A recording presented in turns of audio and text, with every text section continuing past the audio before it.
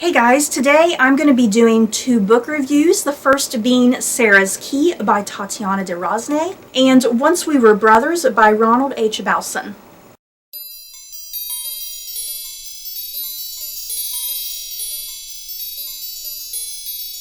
So yeah, I'm going to be doing two book reviews, and the reason I'm going to be grouping these two together, I felt like they had some very common themes and story and whatnot. They're just very similar. So just to quickly talk about what these books have in common, they are both World War II historical fiction, and they both have like a dual narrative. Half of the book takes place in a historical setting, and half of the book takes place in the present. So I'm going to start off with Sarah's Key by Tatiana de Rosnay. Sarah's Key follows journalist Julia Jarmond as she is on assignment to write about the 60th anniversary of the Vel d'Hiv, which occurred in July of 1942, where the French police rounded up all of the Jewish residents and handed them over to the Nazis.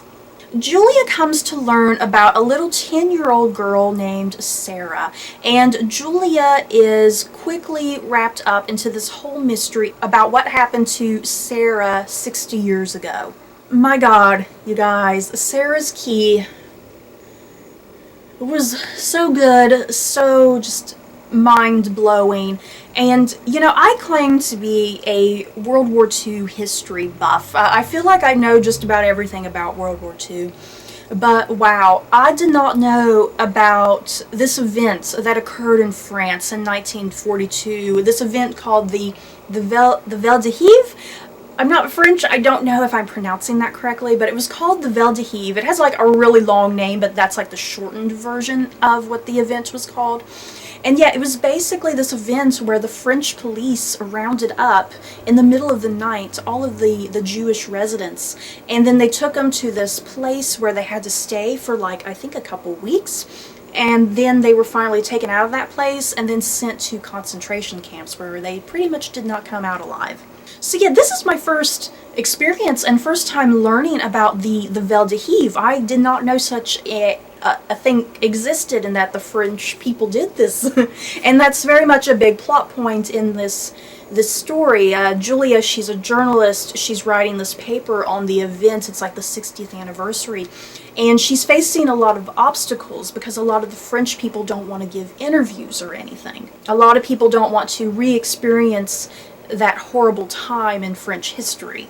Like I said, this book is done as a dual perspective. You have the journalist Julia, who is investigating this mystery surrounding this little girl Sarah. So that's told in first person. And then you also get a narrative with the little 10-year-old girl named Sarah. And you basically, you're left kind of in suspense throughout her narrative. You know, did she make it out alive and whatnot? And a big thing in Sarah's narrative, Sarah, when the French police come to round up her family, she quickly takes her little brother and hides him in this little secret cupboard that, like, it's a really difficult to see cupboard.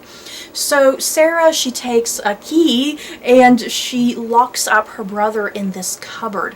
So yeah, that's part of the big mystery of this story. Not only, you know, what happened to Sarah during the Vel d'Hiv, but what happened to her brother as well. Did her brother manage to get out of that cupboard or not? And so then, yeah, that ties into Julia's story. As Julia, she's learning about the Vel d'Hiv, and she comes across Sarah, and then all these connecting things and people who used to know Sarah. So yeah, leading her on this path to discover what happened to both Sarah and Sarah's brother. The dual narrative in this book worked brilliantly. I was never confused. Julia and Sarah both had very different and unique voices. I do think I preferred the narrative with Sarah, since that was the historical fiction aspect of this book. Sarah's narrative was definitely the most heart-pounding and gut-wrenching and the most intense action in the book. So yeah, that's kind of why I liked her story the best. But then yeah, Julia, the journalist, her story was just as good too. I liked kind of seeing her learn about the Vel d'Hiv and her trying to learn about Sarah and her brother. And Julia's in-laws are keeping some really big secrets, and so that's kind of another mystery. What secrets are her in-laws keeping from her? My only complaint, like I said, I loved Sarah's story, since that was the historical fiction aspect. But my only problem with this book, I mean, even though, like I just said, I did really enjoy Julia's narrative, sometimes I felt like Julia's narrative got a little boring and kind of bogged down. Because you would have these great passages and moments where Julia would be, you know, doing her journalistic investigation and whatnot and writing her paper. But then you would also get Julia's marital problems. You would get her problems with her in-laws. And sometimes it just felt like Julia was so self-centered and so worried about herself rather than being worried about everyone else around her.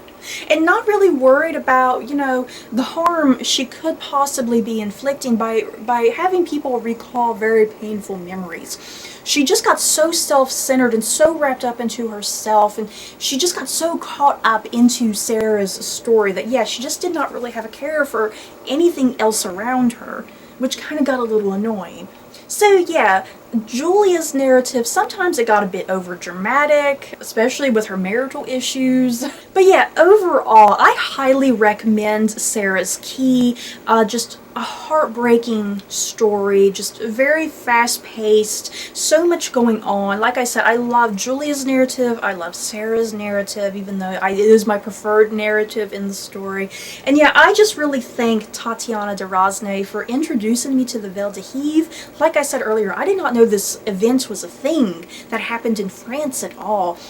So yeah, I thank Miss de Rosnay for creating this beautiful, heartwarming, heart-wrenching story. So moving on over to Once We Were Brothers by Ronald H. Belson. Once We Were Brothers tells the story of Ben Solomon, who is an elderly Holocaust survivor. And one day he accuses one of Chicago's leading philanthropists of being a former Nazi officer. So it's up to lawyer Catherine Lockhart to listen to Ben Solomon's story and bring a war criminal to justice. Once We Were Brothers is a story about two boys who are struggling to survive in war-torn Poland and what one of them does when they are faced with corruption and greed. Another really amazing story, just like Sarah's Key, just another one of those heart-wrenching, heartwarming stories. Very inspirational at times, has a very breakneck speed, you're just kind of flung right into everything. So just like Sarah's Key took place 60 years after World War II. This book also takes place 60 years after World War II. And like I said in the synopsis, this elderly man, a former Holocaust survivor, he just openly goes to this gala and he accuses the man running the gala, and this man is like a wealthy philanthropist, and he accuses this man of being a former Nazi SS officer. So the big question is Ben Solomon insane? Is he crazy?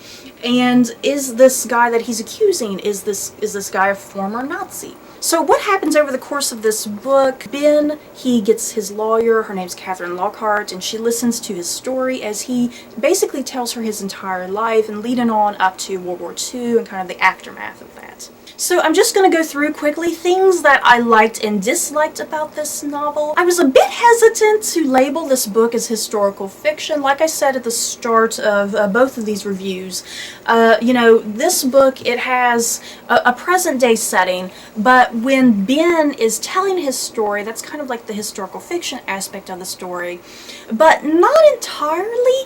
You know, when you typically get historical fiction, it downright takes place in that historical time period. And that doesn't 100% happen in this book necessarily, because you'll have Ben telling his story to Catherine, but occasionally Catherine herself will butt in with a question or a comment. So yeah, you're not completely into the historical fiction aspect of the book, especially because Catherine kind of keeps interrupting the story. So yeah, not traditional historical fiction, but for my sanity, I will still kind of label this as part historical fiction in a way. Something that I really enjoyed about this book, I really enjoyed the characters. Some of the characters are more multi-dimensional than others, but I still feel like Bowson did a great job of making you connect to characters like Catherine Lockhart and Ben Solomon. They are the core and the crux of this novel, so yeah, it's important that you really feel for Catherine and Ben and that you're there with them on their journey. Ben, he's a very kind, elderly man, and then you have Catherine who feels just kind of bad about her life, and Catherine just really needs some inspiration in her life, and Ben provides that inspiration for Catherine. So yeah, Ben and Catherine work really well off of each other. Another thing that I enjoyed, I really loved the writing in this book. Bowson, just gorgeous descriptions and just general writing. You could definitely tell he did his research, but one nitpick I had with Bowson's writing, I felt like his writing often got a bit condescending. Me being a historical fiction World War II buff, I know just about everything about World War II. I didn't really need to be reminded about some of that stuff during this book. It sometimes felt like Bowson thought his readers were kind of stupid. Like his readers have no idea what World War II was. I mean, for instance, you have Catherine, who is the leading woman in this book, and she's a very intelligent woman. But Catherine, she would ask these dumbass questions, you guys. I'm not joking. Catherine would ask these dumbass questions like, what's a concentration camp? I'm not joking, you guys. She would ask, what's a concentration camp? What's a ghetto? What's this? What's that? Like very basic terminology that, you know, if you've studied the Holocaust, you know what all the terminology is.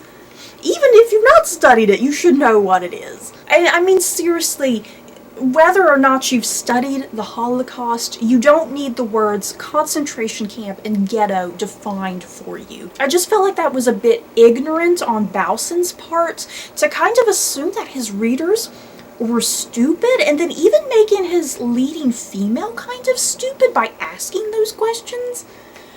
It was just kind of frustrating, guys. That's what I mean by his writing feeling condescending. But yeah, overall, this is a truly fantastic novel. I do think the very ending of the book, like maybe the last 20-25% of the book, it does kind of fly by very quickly, and things are kind of wrapped up at like this breakneck speed, and it gets a little confusing and chaotic. Whereas I feel like the first chunk of the book, it really builds up and takes its time with the narrative, and then kind of that narrative kind of crumbles near the end a bit. But yeah, overall, a fascinating story, great themes, family, hope, inspiration, the nature of human cruelty, and what we can do to stop future cruelty and humanity, basically, so that we don't let history repeat itself. So yeah, that's it for my book reviews on these two books. As you can see from both these reviews, they're both very similar books, very similar themes and concepts going on, both World War II historical fiction with a present setting in there as well. So yeah, I highly recommend both of these books. I do recommend Sarah's Key more so than Once We Were Brothers, if you had to pick between one or the other. But yeah, both very, very good if you have the time to get both of them. So that's it for these book reviews. Have you guys read either of these books? Do you plan on reading any of these books? Just let me know down below. So that's it for this video. I hope you guys enjoyed. Don't forget to like, comment, and subscribe. And if you liked this video, you may like these other videos. Bye, guys.